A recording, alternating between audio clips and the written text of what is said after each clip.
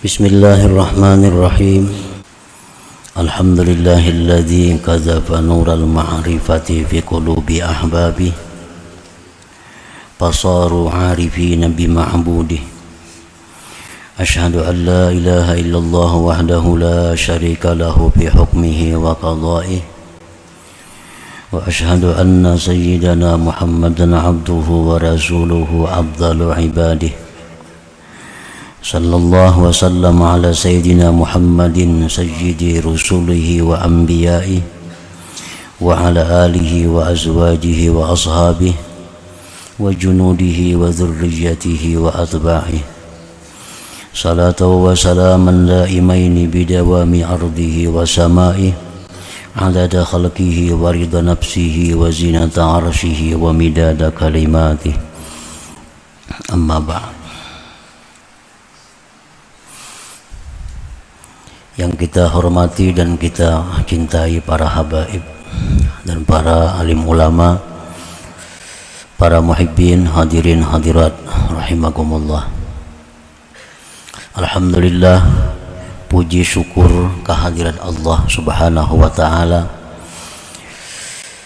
yang mana pada malam ini kembali Allah subhanahu wa ta'ala mengumpulkan kita di majelis yang penuh dengan rahmat dan berkahnya ini.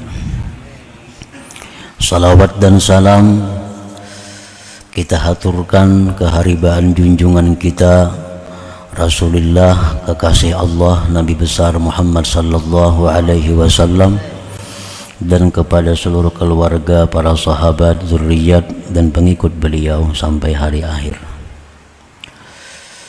Para muhibbin rahimakumullah, orang yang makrifat kepada Allah itu disebut al-arif. Artinya orang yang mengenal dengan Allah. Pengertian makrifat itu ada terbagi dua. Satu, ada pengertian yang secara umum. Itu artinya adalah al-jazam, meyakini dengan seyakin-yakinnya, seperti awwaluddin ma'rifatullah. Awal-awal agama itu adalah ma'rifat kepada Allah. Nah, pengertian ma'rifat kepada Allah di situ adalah meyakini seyakin-yakinnya adanya Allah subhanahu wa ta'ala. Nah, jadi ma'rifat ini secara umum artinya adalah meyakini dengan seyakin-yakinnya keberadaan adanya Allah subhanahu wa ta'ala. Nah, itu ma'rifat secara umum yang wajib ada pada diri setiap orang yang beriman. Adapun yang dimaksud dengan ma'rifat secara khusus, itu ialah nurun yaqdhifuhullah fi qalbi abdih fadlan minhu, fabidzalika nur yushahidullah fi kulli syai'. Nah, pengertian ma'rifat secara khusus adalah ma'rifat itu cahaya yang dilontarkan Allah, cahaya itu ke dalam hati hambanya sebagai anugerah dari Allah. Maka dengan itu cahaya dia bisa menyaksikan Allah subhanahu wa ta'ala pada tiap-tiap sesuatu. Nah, ini pengertian ma'rifat secara khusus. Cahaya yang dilontarkan Allah kepada hambanya yang dia kehendaki. Lalu si hamba tadi dengan cahaya yang ada dalam hatinya itu, dia bisa musyahadah kepada Allah pada tiap-tiap sesuatu. Nah, ini yang dimaksud dengan ma'rifat secara khusus, atau indas sufiyah menurut orang-orang tasawuf, itu namanya ma'rifat.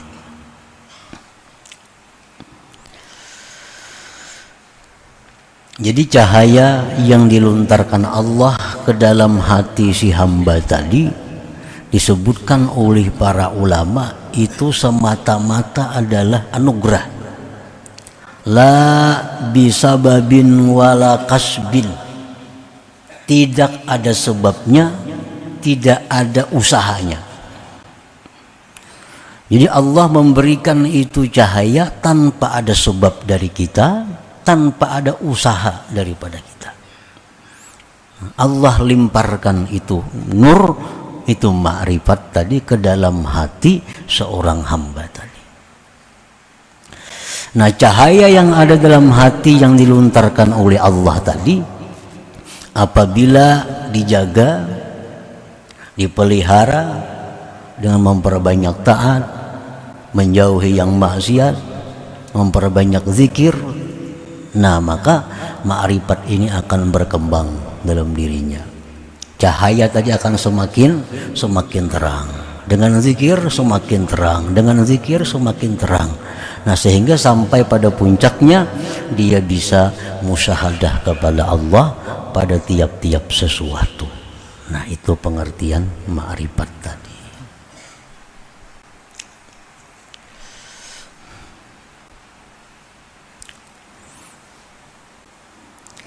Sebahagian ulama ada yang berpendapat bahwa ma'rifat itu bisa kita usahai.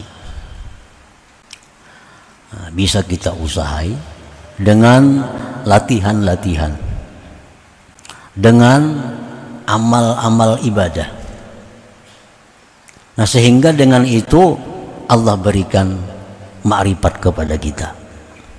Nah, ada pendapat ulama demikian, bahwa ma'rifat kepada Allah itu bisa diusahai dengan melatih diri. Imam Abdul Qadir Al-Jilani mengatakan, wa man arada ay ya'rifallah fala budda min ta'allumil ilmi alladhi yuaddi bihi al-ibadat wa ya'rifu bihi sifatin nafsal batinah wa yuqaddimu qabla al-jami' ma'rifata aqidati ahli sunnah wal jamaah liya'rifa ma yajibu lillah wa malaikati wa rusulih wa ma yastahil wa ma yajuz. Ujar Imam Abdul Qadir Al-Jilani mengatakan, barang siapa yang hendak dapat ma'rifat kepada Allah, maka dia tidak boleh tidak pertama belajar ilmu. Ilmu apa? Ilmu yang bisa dengan ilmu itu dia menunaikan ibadah dengan benar. Ilmu fikih. Dengan ilmu fikih maka dia bisa beribadah dengan benar. Karena dalam fikih diatur syarat ibadah apa, rukunnya apa, makruhnya apa, sunatnya apa. Belajari itu. Kemudian dia belajar lagi ilmu tentang hati. Apa-apa yang mesti dibersihkan dari hati, apa-apa yang mesti diperhiasi hati. Sifat ini dibuang, sifat ini diambil, sifat ini dibuang, sifat ini diambil. Dan sebelumnya itu terlebih dahulu dia mendahulukan mempelajari, meyakini tentang akidah ahlu sunnah wal jamaah. Sifat-sifat yang wajib bagi Allah, malaikat dan rasul, yang mustahil dan yang harus. Nah, mempelajari itu dan mengamalkan itu adalah satu cara untuk memancing datangnya ma'rifat kepada Allah itu. Imam Ahmad Ibnu Athaillah menjelaskan dua sifat orang yang ma'rifat itu. Dari sekian banyak sifat-sifatnya, di sini ada dua beliau jelaskan. Al-awwalu, yang pertama, dawamut tirarihi ilallahi ta'ala. Orang yang ma'rifat kepada Allah itu selalu berhajat kepada Allah.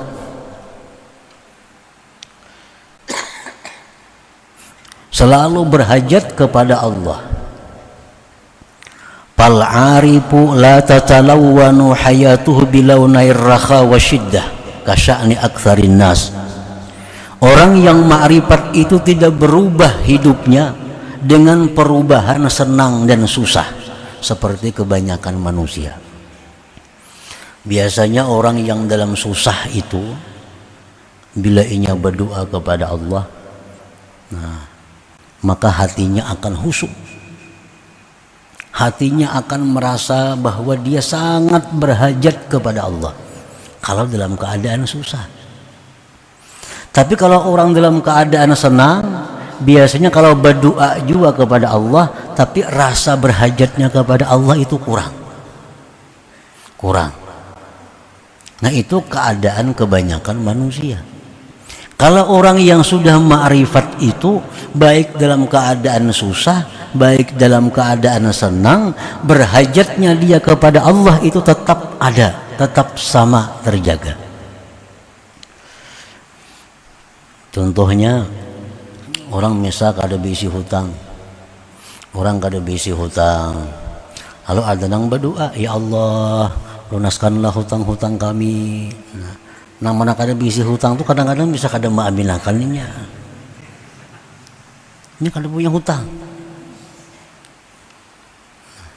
Nah, hutang banyak, amin. Nah, merasap benda aminnya. Jadi ada perubahan berhajatnya dia kepada Allah oleh karena keadaan. Nah, orang yang ma'rifat itu kada berubah. Baik di waktu lapang, baik di waktu susah, berhajatnya dia kepada Allah itu sama. Li'annahu, karena orang yang ma'rifat tadi daimul iftiqar ilallahi ta'ala, dia selalu berhajat kepada Allah, daimul istish'ar bid'afihi wa ajzih, selalu merasa lemahnya, mustamirud du'a wa tadarru ilallah ta'ala, terus menerus dia berdoa mohon kepada Allah ta'ala. Nah, ini salah satu sifat kelakuan orang yang sudah ma'rifat kepada Allah. Manusia itu bagaimanapun hebatnya, kada kawa lepas dari sifatnya manusia lemah. Kada bisa lepas. Bagaimanapun kuatnya manusia, kayaannya manusia, kada bisa terlepas dari sifatnya sebagai hamba, itu adalah lemah. Nah, sifat lemah itu selalu dirasakan oleh orang yang ma'rifat. Selalu ada dalam diri mereka sifat lemah itu. Nah, oleh karena itu berhajatnya mereka kepada Allah tetap ada. Qala Allah Ta'ala, firman Allah Ta'ala, ya ayyuhan nas antumul fuqara ilallah wallahu huwal ghaniyul hamid. Firman Allah, wahai manusia, kalian itu adalah fakir kepada Allah, kalian itu berhajat kepada Allah. Allah yang kaya, yang terpuji. Nah, Allah sudah menjelaskan bahwa seluruh manusia itu berhajat kepada Allah. Orang kaya, dia berhajat kepada Allah agar Allah bisa menjaga, melindungi hartanya. Orang miskin berhajat kepada Allah agar ditambah Allah rezekinya. Orang sihat berhajat kepada Allah agar dipelihara Allah kesehatannya.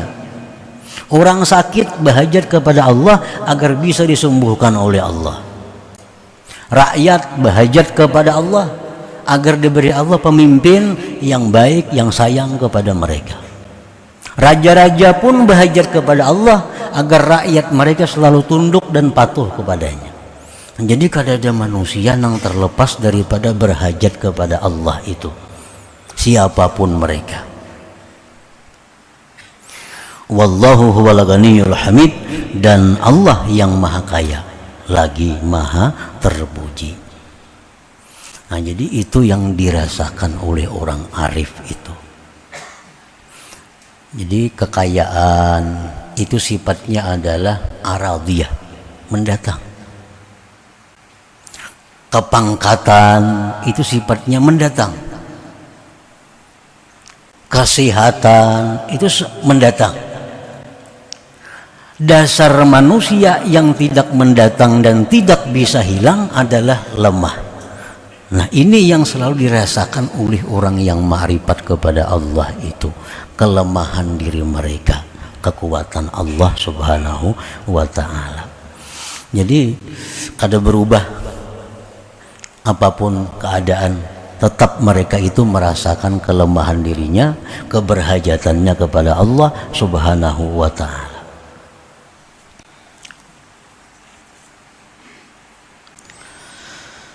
Asani yang kedua yang dijelaskan oleh Imam Ahmad Ibnu Athaillah tadi tentang orang yang sudah ma'rifat itu, adamu qararihi ma'a ghairillah ta'ala.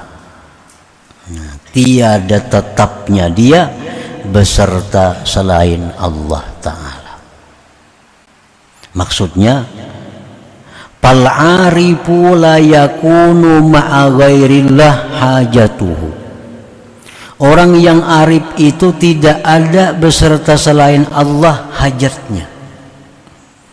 Nah, orang arif itu dia tidak ada hajat kepada selain Allah. Tidak ada hajat kepada selain Allah. Karena selain Allah sama aja lawan dirinya, orang berhajat juga. Wala sukunuhu, dan tidak ada ketentraman orang yang ma'rifat itu kepada selain Allah.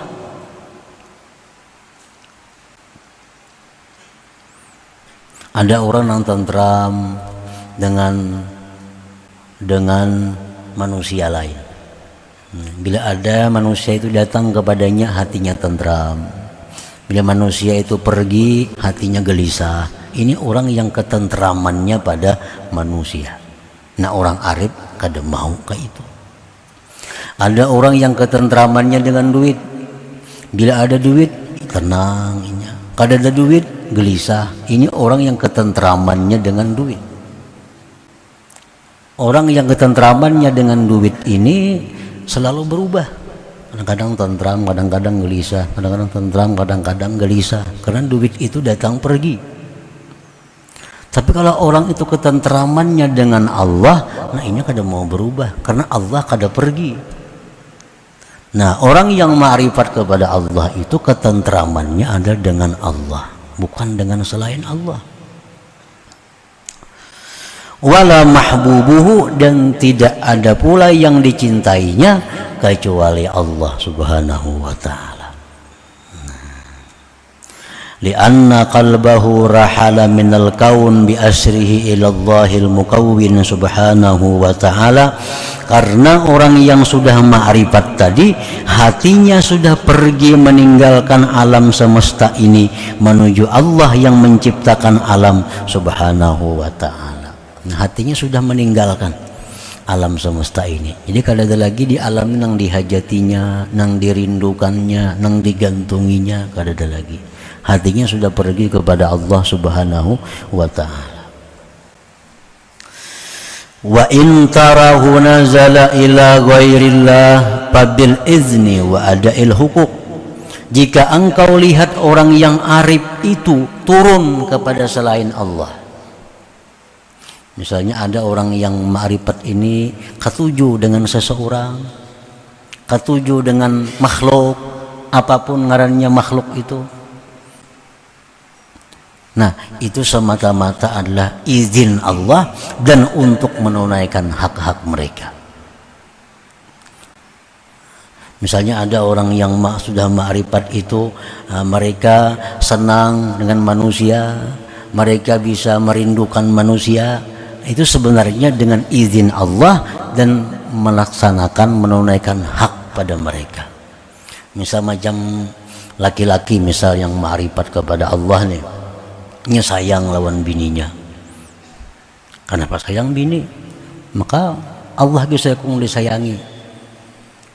Lawan bini kenapa sayang juga?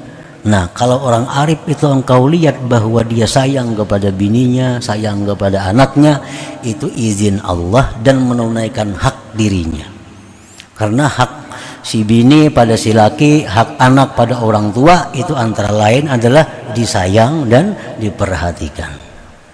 Nah, jadi kalau ada orang yang arif itu turun kepada makhluk, itu semata-mata mereka menunaikan hak-hak mereka itu. Namun pada dasarnya mereka tetap adalah Allah Subhanahu wa ta'ala satu-satunya yang ada di dalam hati mereka. Al-arifu man in qulta lahu man ladzi turiduhu min hadhil hayat ajabaka uridu ma yuriduhullah. Maka bermula orang yang sudah ma'rifat itu adalah orang, bila engkau tanya kepadanya, apa yang kamu kehendaki daripada kehidupan ini? Maka dia menjawab, aku menghendaki sesuatu yang dikehendaki oleh Allah. Nah, orang arif tuh kalau ditakuni, ikam hidup ini hendak kayak apa? Apa hendak jadi orang sugih? Apa hendak jadi orang apa? Apa hendak jadi apa? Nah, orang arif tentu dia menjawab, aku menghendaki sesuatu yang dikehendaki oleh Allah. Jadi kadang memilih jadi orang fakir nang sabar, kadang memilih jadi pada orang kaya yang syukur, kadang memilih jadi orang pejabat nang adil, kadang memilih jadi orang apa. Tapi yang dia pilih adalah yang dikehendaki oleh Allah. Kan martabat ini banyak yang mulia. Orang fakir sabar itu hebat. Orang sugih kaya syukur itu hebat juga. Nah, si orang nang ma'rifat ini mau ditakuni, mana hakunnya antara dua tuh? Hendak jadi fakir sabir kah atau gani syakir kah? Hendak jadi orang sugih nang syukur atau jadi orang fakir nang sabar? Hendak nang mana antara dua itu? Tentu jawabannya aku menghendaki yang dikehendaki Allah kepadaku. Ku kada milih. Kedua-duanya baik. Orang fakir nang sabar hebat, kaya nang syukur hebat juga. Amun nafsu hendak kaya nang syukur pang, nafsu kita nih ditakuni. Nah, orang arif kada memilih itu. Itu aku menghendaki apa yang dikehendaki oleh Allah. Allah jadikan aku orang fakir tapi sabar, ku terima. Dijadikan Allah aku ini sebagai orang kaya yang syukur, aku terima juga. Nah, wa in qulta lahu man ladzi yus'iduka minad dunya, jika engkau bertanya kepada orang arif, apa yang membahagiakan engkau dalam dunia ini? Ajabaka, dia akan menjawab engkau ridallah. Nah, yang menyenangkan aku dalam dunia ini adalah keridaan Allah. Bila Allah ridha, ya sudah, itu yang aku cari, itu yang membuat aku senang.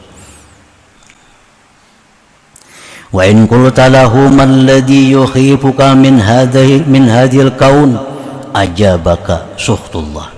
Jika engkau bertanya kepada orang yang ma'rifat, itu apa yang membuat kamu takut dari alam semesta ini? Dia akan jawab engkau kemurkaan Allah. Nah, paling ditakuti orang ma'rifat itu adalah kemurkaan Allah subhanahu wa ta'ala. Wa in qulta lahu man huwa mahbubuka alladhi yamliku qalbak ajabaka mahbubi Allah wahdah subhanahu wa ta'ala. Jika engkau bertanya kepada orang arif, siapakah yang kamu cintai, yang memenuhi hatimu? Tentu dia menjawab, yang ku cintai, yang memenuhi hatiku itu adalah Allah subhanahu wa ta'ala wahdah semata. Nah, itulah contoh daripada perilaku sifat-sifat orang yang sudah ma'rifat kepada Allah subhanahu wa ta'ala.